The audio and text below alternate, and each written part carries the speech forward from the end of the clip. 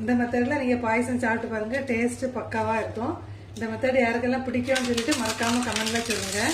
இதை மாதிரி நல்லா பப்படம் ஒரு 2-3 எண்ணத்தை எடுத்து ஒரு பிளேட்டில் வச்சு நல்லா பிடிச்சி எடுத்துக்கோங்க.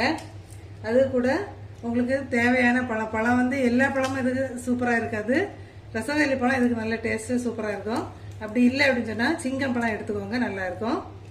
உங்களுக்கு தேவைப்படுற பழத்தை எடுத்து அதே மாதிரி இதில் மேஷ் பண்ணி சேர்த்துக்கோங்க.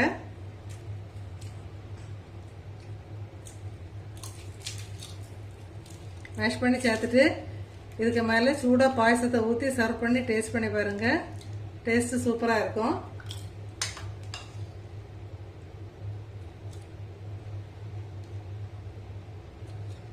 இதே மெத்தடில் ட்ரை பண்ணி பார்த்துட்டு மறக்காமல் கமெண்ட் பண்ணுங்கள் ஃப்ரெண்ட்ஸ்.